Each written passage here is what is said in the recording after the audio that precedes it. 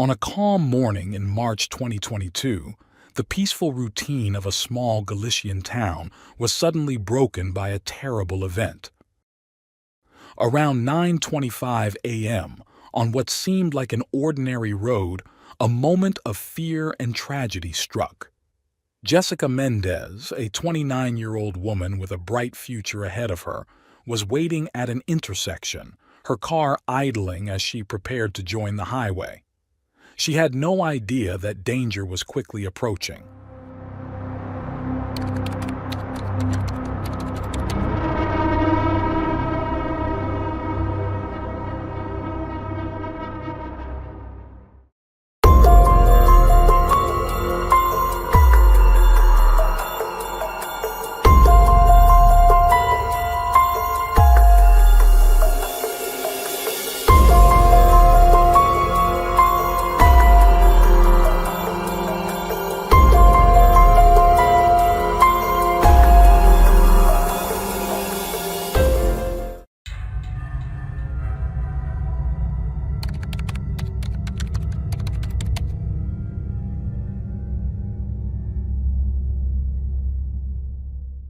Jessica Mendez was born in August 1992 in Pontevedra, Spain.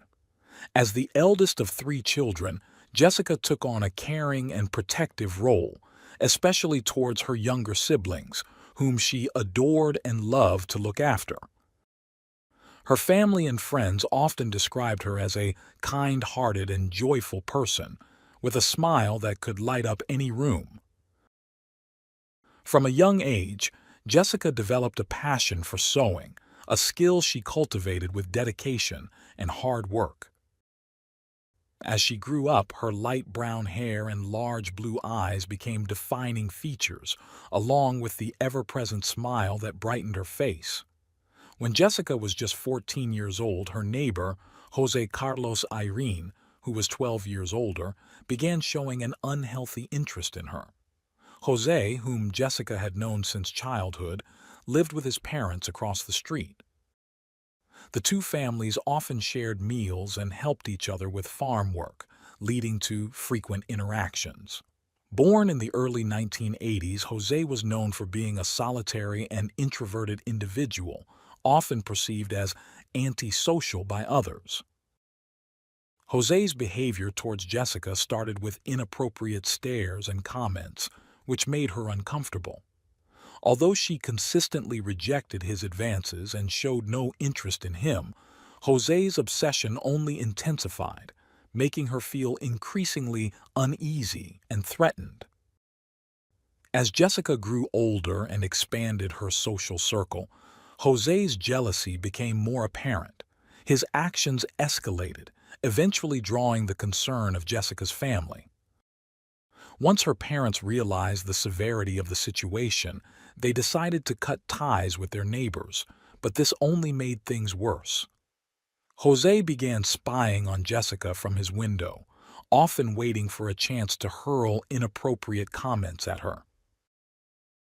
When Jessica got her driver's license, Jose would follow her with his car, adding to her distress. In 2019, when Jessica was 27, she began dating a young man named Ismael. She confided in Ismael about Jose's increasingly troubling behavior, which became even more alarming after Jose learned about her new relationship. According to reports, Jose crossed a dangerous line during this time. He slashed the tires of her car on multiple occasions, an incident that was reported by Jessica's father.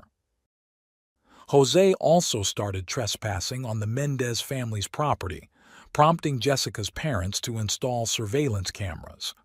These events, along with the escalating harassment, led Jessica to move in with her boyfriend. Around this time, Jose's father committed suicide, an event that had a profound and dramatic impact on Jose, altering his behavior significantly. Meanwhile, Jessica and Ismael's relationship grew stronger. They were happy together and dreamed of starting a family. Tragically, on Thursday, March 17, 2022, those hopes were abruptly dashed. That morning, Jessica stopped by her family's home to help with some chores before heading to work. At around 9:30 a.m., while she was waiting at an intersection to merge onto a national highway, a vehicle traveling on the main road collided with her car, striking the driver's side. Witnesses to the crash quickly stopped to assist and called emergency services. Firefighters were needed to extricate Jessica from the wreckage. Unconscious and gravely injured, she was rushed to the hospital. The initial impression of the drivers who witnessed the incident was that it was just an accident. Some approached the man who had been driving the car that collided with Jessica to check on his condition. He responded that he was fine, though he had sustained some minor injuries. This driver, who was also attended to by paramedics on the scene, was none other than Jose. While being examined by the medical team, Jessica's family began to arrive. To the surprise of onlookers and the emergency personnel, her family confronted Jose, accusing him of having acted intentionally. Jose defended himself, claiming that Jessica had suddenly crossed his path and that he couldn't avoid hitting her. The traffic officers who arrived to assess the accident quickly came to the same conclusion as the Mendez Iglesias family. They noted that there were no signs at the scene, indicating that the driver had tried to avoid the collision, which led the investigation to be transferred to the Judicial Police Unit. Upon her arrival at the hospital, 29-year-old Jessica was in a deep coma. The doctors attending her diagnosed her with severe head trauma, a subdural hematoma, and cerebral edema. While Jessica fought for her life, investigators interviewed witnesses, as well as family members and neighbors of both Jessica and Jose. Through these interviews, the authorities uncovered a motive: Jose's long-standing obsession with Jessica, which began when she was just a teenager and he was already an adult. Sadly, despite the medical team's best efforts, Jessica passed away on Friday, March 18th, just 24 hours after being admitted to the hospital. That same day, Civil Guard officers arrested 41-year-old Jose on suspicion of intentional homicide. Although the investigation was still ongoing, initial evidence suggested that the collision leading to Jessica's death was deliberate. While Jose spent the weekend in a holding cell awaiting his court appearance, Jessica's family struggled to comprehend what had happened. The site of the crash soon became an impromptu memorial where locals came to lay flowers as a sign of respect and affection for Jessica. On Sunday, March 20th, residents from the area joined Jessica's family at the Church of San Martin for her funeral services. Later that afternoon, Jessica was laid to rest in the parish cemetery. On Monday, March 21st, Jose was brought before the magistrate at the court. The atmosphere was tense both when Jose arrived at the courthouse and when he left, as family members and demonstrators gathered to demand justice and confront him, shouting that he was a criminal. Jose spent approximately 4.5 hours in court, where he answered all the questions posed to him.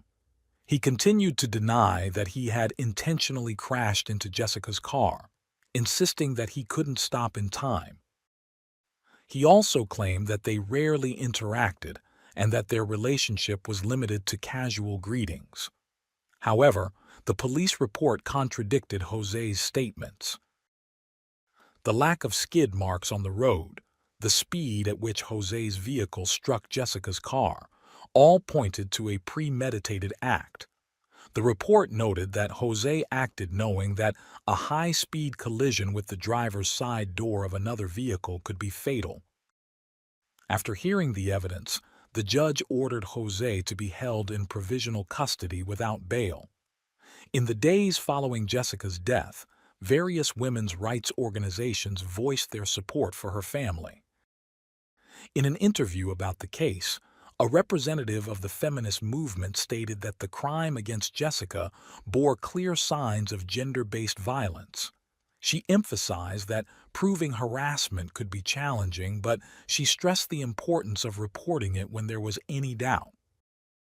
However, even with evidence that Jose had harassed Jessica and intentionally crashed into her car, it was considered unlikely that the court would classify the crime as gender-based violence. By law, this aggravating factor only applied when the perpetrator and the victim had a romantic relationship at the time of the crime or had been in one in the past. The investigators from the Judicial Police of the Civil Guard were moving in the same direction. In the first few days, their inquiries focused on tracing the mobile phones of both Jessica and Jose, as well as examining the circumstances surrounding the relationship between the man and the young woman, who was 12 years his junior. With this information, they hoped to build a case strong enough to bring it before a court as a gender-based violence crime. On the evening of Monday, March 21, 2022, a gathering was also held in front of the town hall to condemn the crime, honor Jessica, and demand justice. From the steps of the municipal building, one of Jessica's friends spoke about how she was a joyful young woman who always had a smile on her face. She also described Jessica as someone who was always willing to help, deeply attached to her family, hard-working, caring, and full of the best intentions. The speaker also mentioned that the man who ended Jessica's life had been obsessed with her and had cornered her for a long time. Jessica's life was being shaped by the harassment of this individual. Installing surveillance cameras at her home and changing her phone number were some of the drastic measures she had to take to try to mitigate the harassment she suffered from Jose. The toxic masculinity that drove his obsession made him believe he had the right to control Jessica's life. As the days passed, new details about the progress of the investigation emerged. A week after the tragic event that ended Jessica's life, it was revealed that the prosecution had preliminarily concluded that the accused knew that Jessica would be exiting the road that led to the highway and had waited for the right moment to crash into her vehicle at full speed, aiming directly at the driver's side door. Additionally, it became known that despite Jose's stalking, neither Jessica nor her loved ones had ever thought he posed a real threat, which is why, beyond reporting the damage he had caused to her car's tires, they hadn't filed any other reports with the authorities. The tragic loss of the young woman devastated her family, her boyfriend, and her friends, who, a year later, were still waiting for justice. 12 months had passed, and Jose remained in provisional detention in one of the therapeutic units at the local prison. By then, the investigation phase of the case was still ongoing for the crime of intentional homicide or murder, and there was still hope that the crime would be classified as gender-based violence. In the case against Jose, in addition to the prosecution, both Jessica's boyfriend and her family had become private prosecutors. On the first anniversary of the crime, the lawyer representing Jessica's boyfriend stated that what the accused did was a hunt, and it could only be understood as a crime against life. In his opinion, this was reinforced by each of the reports contained in the case file. Therefore, both he and the lawyer for the Mendez family believed that the act should be classified as alleged murder with the aggravating factor of gender violence to achieve a sentence commensurate with the cruelty of his actions. In their reports, investigators provided a detailed description of the dynamics of the collision, based on the trajectories of the vehicles, their final positions, the characteristics of the road, the absence of skid marks or evasive maneuvers, and the friction marks left by Jessica's car tires. It was determined that the victim's vehicle had been stationary, waiting at a stop sign to merge onto the highway. Additionally, this information allowed them to conclude that Jose's vehicle had veered unjustifiably towards Jessica's car. Despite all the evidence against him, Jose continued to insist on his innocence. He also repeatedly requested conditional release while awaiting trial. On March 11, 2024, Just days before the second anniversary of Jessica's death, the trial against Jose, now 43 years old, finally began. The legal proceedings were conducted before a popular jury at the Ponte Vedra courthouse. Despite the insistence of family members, activists, and certain institutions, the case was not classified as a gender-based violence crime, as there had been no romantic relationship between the accused and the victim, and it was not proven that Jose's pursuit of his neighbor had been the trigger for the actions that led to her death. Nonetheless, the prosecution argued that Jessica's death was a murder carried out with premeditation. The state representatives argued that just minutes before the incident, the accused had recognized Jessica's car, realized she was driving it, and then deliberately maneuvered his vehicle to collide with hers, intending to end her life. The prosecutors claimed that Jose had acted out of obsession and the anger provoked by Jessica's rejection of his advances. Consequently, they believed there was an aggravating factor due to gender. Jose made a brief statement in which he insisted on his innocence, claiming that he did not know who was in the other vehicle and that he was unable to prevent the collision. He then exercised his right to remain silent. His defense attorney adhered to the version that the crash was an accident caused by a temporary loss of vision due to his client's use of paracetamol and tramadol, medications prescribed for a hand injury. During the trial, around 20 witnesses testified, including 11 Civil Guard officers, 2 forensic doctors, family members, close acquaintances of the victim, and witnesses to the incident. One of those who testified was Jose's brother-in-law, who was also a friend of Jessica's. On March 12th, the second day of the trial, he confirmed that Jose had been stalking Jessica and recounted that, on several occasions, he had sent messages to the victim and her sister to warn them that Jose was watching her. In fact, he mentioned that on the day of the tragedy, he had messaged his friend to warn her that Jose was observing her, and later saw that he had left, but about 10 minutes before the crash, he returned to continue watching her. That same day, the victim's boyfriend, visibly shaken, took the stand in court. He recounted how his partner had told him that, on at least 2 occasions, the accused had warned her that if she wasn't going to be with him, she wouldn't be with anyone. He clarified that he had been aware of the harassment Jessica was enduring, based on what she had shared with him. He explained that the families had distanced themselves due to Jose's unwanted advances, and things had escalated when he and Jessica started dating in 2019. He added that Jessica often felt uneasy due to the relentless harassment, and once, early in their relationship, she received multiple calls from an unknown number. She explained to Ismael that she didn't answer because she knew it was the neighbor, as this wasn't the first time it had happened. Ismael also recounted how Jessica had asked her parents not to allow Jose to visit their house anymore, as his presence made her very uncomfortable. Ismael's statements were corroborated by several of Jessica's relatives. Her brother mentioned the installation of security cameras and recalled an incident when he caught Jose spying on their house while hiding behind some vines. The jury also heard from 2 neighbors, members of the same family, who confirmed that they had seen Jose lurking around the Mendez residence and their farm for years.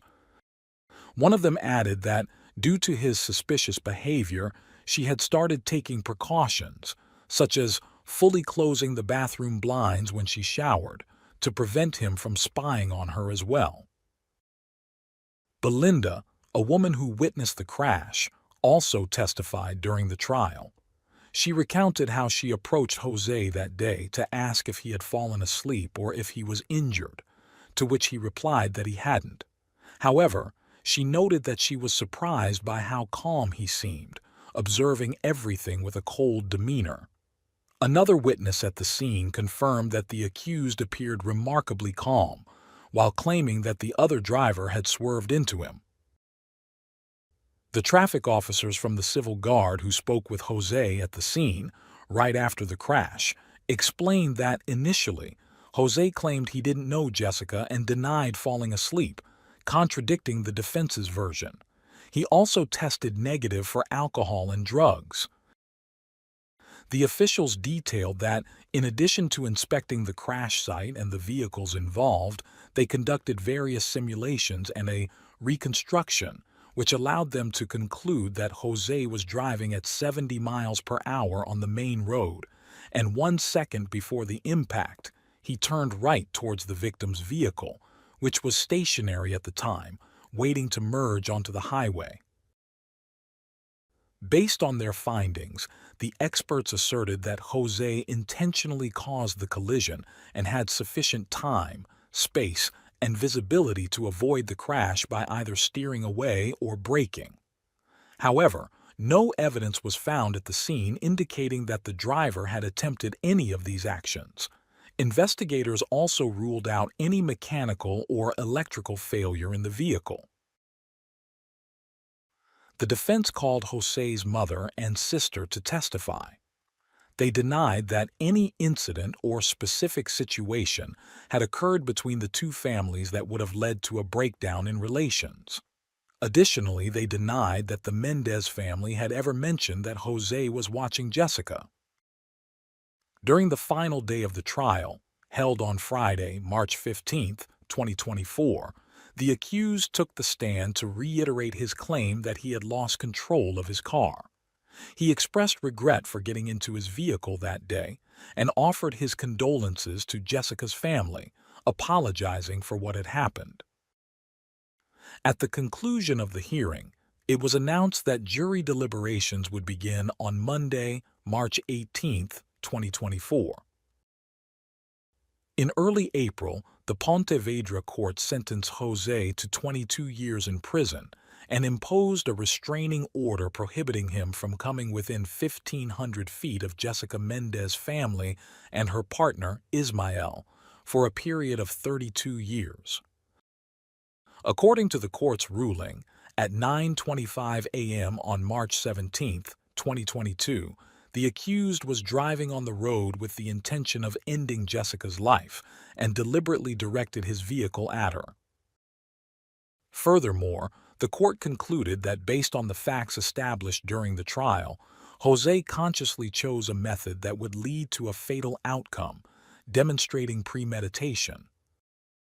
The court also considered the aggravating factor that the crime was committed for gender-based reasons.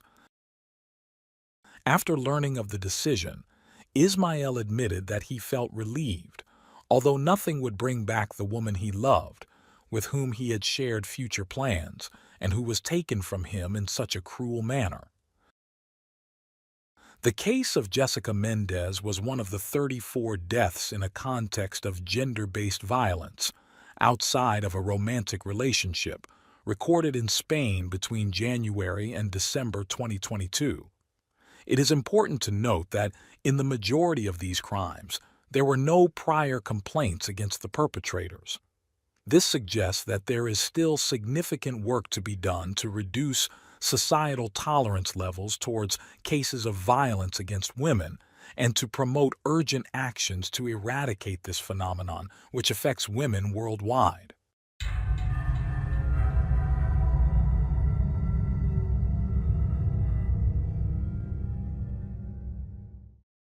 Thanks for tuning in to Unreal True Crime. If you're intrigued by mysteries from around the world, check out our new channel, Latin Crimes, where we dive into the gripping true crime stories of Latin America. Don't miss out. Subscribe now for more thrilling investigations.